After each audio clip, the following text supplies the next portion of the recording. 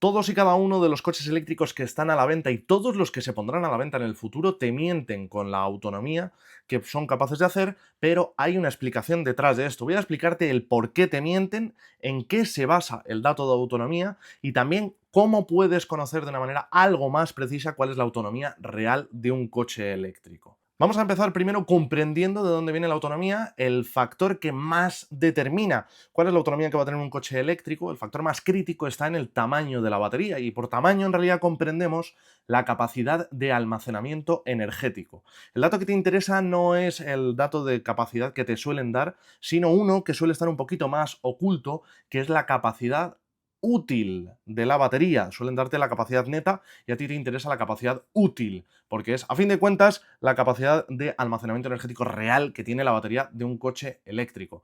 Bien, la capacidad de almacenamiento energético de un coche eléctrico suele estar en un rango comprendido entre los 60 y los 100 kilovatios hora de capacidad, es donde se mueven la mayor parte de los vehículos que están a la venta, aunque es verdad que los hay con baterías más pequeñas, de entre 40 y 230 kilovatios hora. No son los más habituales. Bien, pero no es el único factor que importa. Hay otro factor que es clave y es la eficiencia del vehículo eléctrico. Para que te hagas una idea, un coche como el Volvo X30 tiene una batería de 49 kilovatios hora de capacidad y tiene un consumo VLTP, cuidado, luego vamos a hablar de ello, de 14,24 kilovatios hora. Sin embargo, si nos vamos, por ejemplo, a un Ford Mustang Mach-E de rango estándar, este coche tiene una batería de 70 kilovatios hora de capacidad, pero su eficiencia, su consumo VLTP es de 15,91 kilovatios hora. Es decir, que no solo es importante cuánta energía tiene el coche como máximo en su batería, sino también, evidentemente, para hacer una determinada distancia, que solemos usar como referencia 100 kilómetros, pues para hacer esa distancia, cuánta es la energía que consume. ¿Y qué es lo que afecta al consumo, a la eficiencia de un coche? Pues hay diferentes factores. Uno de ellos, desde luego, es la aerodinámica. La resistencia aerodinámica que presenta un coche implica un consumo que afecta efectivamente a la aerodinámica. Solemos hablar de coeficiente aerodinámico y en esto los fabricantes han estado trabajando muchísimo y por eso estamos viendo unas siluetas distintas en los coches eléctricos a las que habíamos tenido anteriormente en los vehículos térmicos. Pero sí que es verdad que poco a poco los fabricantes se han ido dando cuenta de que este coeficiente aerodinámico no solo importa para la autonomía de los coches eléctricos, sino que también importaba para que los coches térmicos pudieran reducir sus emisiones contaminantes. Bueno, ahí tenemos coches de referencia como el Mercedes EQS con un coeficiente aerodinámico de tan solo 0,20 o coches muy destacables también como el Audi Q4 e-tron que tiene un coeficiente aerodinámico de 0,28. ¿Esto de qué depende? Depende de factores como la superficie frontal que tiene un coche. Por eso, pues bueno, se buscan frontales más afilados, pero que al mismo tiempo tengan sus curvas lo más suaves posible para precisamente facilitar el paso del aire, o más bien que la carrocería del coche pase con mayor facilidad a través del aire. El coeficiente aerodinámico tiene muchísimo que ver con el consumo energético de un vehículo y de hecho con coches como los que hablábamos anteriormente, si nos fijamos, por ejemplo, un Mercedes EQS a 50 km hora tiene un consumo de tan solo 2,05 kilovatios hora por cada 100 kilómetros. Si subiéramos a 80 km hora, subiríamos a 5,21 kilovatios hora por cada 100 kilómetros y ya a 120 km hora pasamos a nada menos que 11,81 kilovatios hora por cada 100 kilómetros. Como veis, la velocidad le afecta y mucho a la eficiencia energética de un coche eléctrico, pero tanto más cuanto peor sea su coeficiente aerodinámico, cuanto peor sea su aerodinámica. Si nos centramos, por ejemplo, en los datos del Audi Q4 e-tron, el que utilizábamos anteriormente como referencia, a 50 km hora hablamos de 2,94 kilovatios hora por cada 100 kilómetros y a 80 ya pasamos a 7,52, pero es que a 120 km hora estamos pasando a nada menos que 16,94 kilovatios hora por cada 100 kilómetros. Así que, como veis, un coche que tenga un mejor coeficiente aerodinámico reduce muchísimo su consumo energético a medida que se aumenta la velocidad en comparación con otros modelos, y eso es, como decía, por la menor resistencia aerodinámica. Pero este es solo uno de los factores que condicionan la autonomía y la eficiencia de un coche eléctrico. Luego tenemos también, por ejemplo, la resistencia a la rodadura, que es la fuerza que resiste el movimiento cuando un cuerpo, como una bola, un neumático, rueda por una superficie. Y en esto hay muchos factores que determinan que hay una mayor o menor resistencia a la rodadura. Pues, por ejemplo, el ancho de los neumáticos, el peso del propio vehículo, el compuesto de los neumáticos o incluso la presión de los neumáticos. En muchos coches eléctricos, de hecho, habréis visto que depende del acabado que tenga un poco más o un poco menos de autonomía. ¿Y por qué es? Pues precisamente por el cambio de las ruedas. Es decir, que es muy habitual que en acabados superiores de un mismo coche eléctrico veamos menos autonomía que en acabados inferiores, precisamente porque en acabados superiores es muy habitual que tengamos ruedas más grandes o incluso ruedas más anchas. Por eso tienen una autonomía un poquito menor, el consumo es mayor. Y también por eso hemos visto cómo han ido llegando poco a poco neumáticos específicos para coches eléctricos. Por dos motivos, cuidado, aquí hay que meter un nuevo factor. Un motivo es porque se busca por parte de los fabricantes de neumáticos una menor resistencia a la rodadura para así conseguir mejores cifras de autonomía, pero también porque es verdad que los coches eléctricos son más pesados y se ha estado trabajando en cosas como que los flancos sean más resistentes. En definitiva, que los neumáticos que se utilizan en coches eléctricos resistan mejor esos pesos y no solo cuando el coche está parado y cuando, digamos, hay un mayor peso en la vertical, sino también cuando se producen otro tipo de fuerzas laterales en las curvas, en el paso por curva del propio coche eléctrico, que suponen, evidentemente, un mayor esfuerzo y un mayor desgaste para el neumático.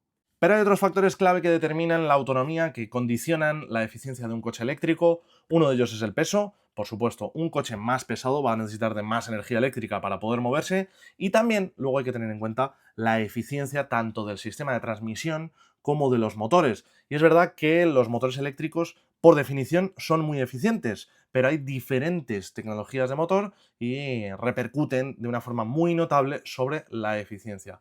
Los motores síncronos de excitación permanente utilizan menos energía, pero tienen una mayor resistencia a la marcha libre y, sin embargo, los motores de inducción necesitan más energía para producir movimiento, pero tienen una resistencia de marcha libre prácticamente nula. Así que los coches más modernos y más sofisticados también pues suelen combinar estas dos tecnologías con un motor síncrono trasero siempre en uso y un motor de inducción en la parte delantera. Al final se busca una combinación entre las mejores prestaciones posibles y la mayor eficiencia que también sea posible. También hay que tener en cuenta que la eficiencia de un coche eléctrico viene condicionada por la propia resistencia interna de la batería, que produce pérdidas en forma de calor, en forma de energía térmica, y hay evidentemente otros factores, como os decía antes, que son precisamente el equipamiento opcional de los coches. Pero todo esto, al fin y al cabo, viene derivado de lo que hemos estado hablando antes. Unos neumáticos más anchos en coches de gama alta te van a dar un mayor consumo y menor autonomía, un techo panorámico que aumenta el peso y puede condicionar ese coeficiente de aerodinámica, también aumenta el consumo, reduce la autonomía y otros factores como sencillamente ponerle bola de remolque que supone un peso adicional, pues también van a condicionar la autonomía. Pero bueno, esto yo creo que entra dentro de la lógica. Y luego también hay que tener en cuenta que en el mundo real, en la conducción real, afectan muchos factores. Ten en cuenta, llegados a este punto, que como te decía antes, nos basamos en las cifras de autonomía según el ciclo de homologación WLTP, eso en Europa. Y claro, esta autonomía viene de unas condiciones de uso ideales y con un comportamiento muy específico, es decir, no es una prueba de laboratorio, pero sí se puede considerar una prueba de laboratorio porque al final siempre se cumplen unas condiciones muy específicas y que son las ideales. Bien, en la conducción real hay muchos factores, como te decía, que condicionan la eficiencia y el consumo. Uno de ellos es el propio asfalto. Si el asfalto está seco, la resistencia a la rodadura es mucho menor que si el asfalto está mojado o lleno de nieve.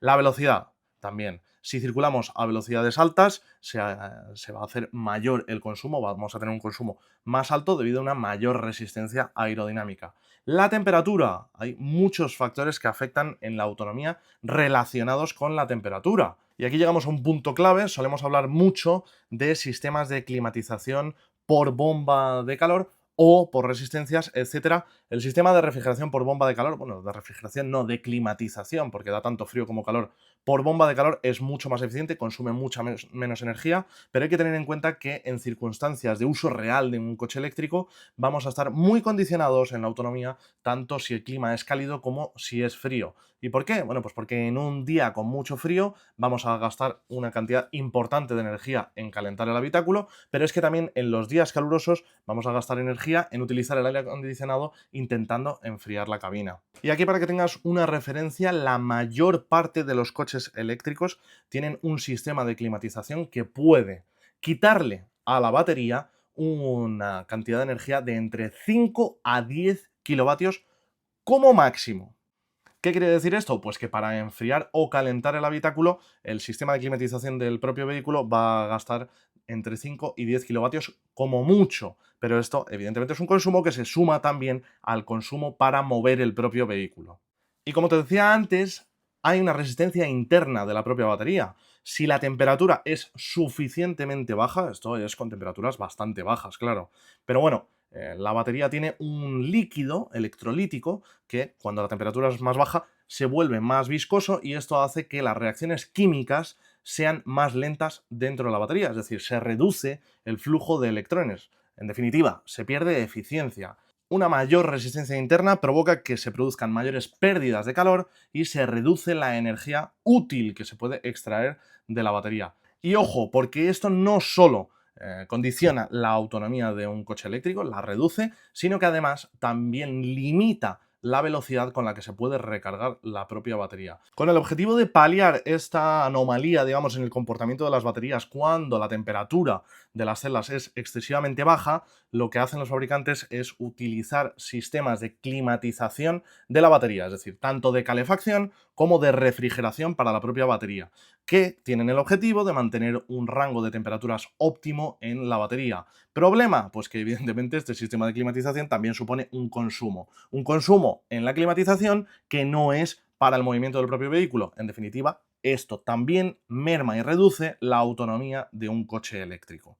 Pero es que además también hay que tener en cuenta que la densidad del aire igualmente afecta a la autonomía de los coches eléctricos. Cuando hace más frío, el aire es más denso y por lo tanto se produce una mayor resistencia aerodinámica. Al contrario, cuando hace calor y el aire por lo tanto es menos denso.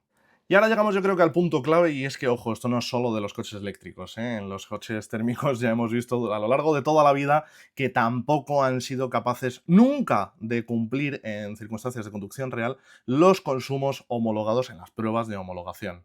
Ya hemos visto qué es lo que condiciona la autonomía y la eficiencia de un coche eléctrico. Eso es importante para comprender cómo funciona un coche eléctrico y, en definitiva, cómo también podemos adaptarnos en el uso y cómo podemos prever, en cierto modo, si vamos a tener una mayor o una menor autonomía. Como os decía al principio del vídeo, nos basamos para saber las cifras de autonomía en el ciclo de homologación VLTP. El ciclo de homologación VLTP se basa en 4, digamos, subpartes, y cada una de ellas tiene una velocidad máxima diferente. Esto se hace así porque se trata de emular desde la conducción en ciudad hasta la conducción en autopista. Pero a fin de cuentas, y ya os expliqué con mayor profundidad en otra ocasión cómo funcionaba el ciclo VLTP, no deja de ser una prueba total de 30 minutos y en la que, por cierto, se mantiene todo el rato una condición ideal, es decir, a 23 grados centígrados, con las luces del vehículo totalmente apagadas y también con el climatizador, tanto calefacción como aire acondicionado, apagados. Es decir, que no deja de ser una prueba totalmente sintética y de laboratorio. Por otro lado, es una prueba que se hace en dinamómetro para que siempre se mantengan exactamente las mismas circunstancias. De manera paralela, es el propio fabricante del coche el que lo prueba en un túnel de viento para así poder hacer el cálculo de la resistencia al aire, etcétera. Así que, en definitiva, el ciclo de homologación VLTP nos da una cifra de autonomía que es un valor a tener en cuenta, una referencia que es importante para poder tener una decisión de compra, una información importante para hacer esta decisión de compra, pero hay que tener en cuenta que es una prueba sintética de laboratorio y que no va a darnos el valor real, el valor de conducción real que vamos a obtener nosotros. Y ahora llegamos a otro punto clave, que es, vale, ¿y cómo narices puedo saber yo la autonomía real de un coche eléctrico? Bueno, pues evidentemente viendo pruebas de conducción reales, como las que tienes en mi canal y en otros canales de YouTube especializados en coches eléctricos, o revisando redes sociales de otros usuarios que tengan ese mismo coche eléctrico en el que estás interesado, foros, etcétera. Pero ya te digo que en realidad nadie te va a dar la cifra exacta de autonomía en conducción porque todo depende de las condiciones concretas en las que vayas a conducir, del trayecto concreto que vayas a hacer, del tiempo que haga ese día e incluso de cómo tú conduzcas tu coche eléctrico. Pero sí que es verdad que quienes tienen experiencia en este tema y desde luego que los usuarios y los probadores de coches eléctricos somos una buena fuente de información, pues sí que te vamos a dar una cifra mucho más cercana a la que tú vas a conseguir que la que te da el ciclo de homologación WLTP. Pero yo creo que llegados a este punto habrás visto que no es que haya una intención de engañarte con la autonomía de los coches eléctricos, sino sencillamente que es imposible calcular una cifra exacta de la autonomía que tú vas a conseguir cuando te montes en un coche eléctrico. Eso sí, es verdad que el ciclo WLTP es bastante engañoso y las pruebas de conducción reales te pueden dar una cifra bastante más cercana a la que tú vas a conseguir. Si te ha gustado este vídeo, ya sabes, suscríbete, déjale un like y nos vemos a la próxima.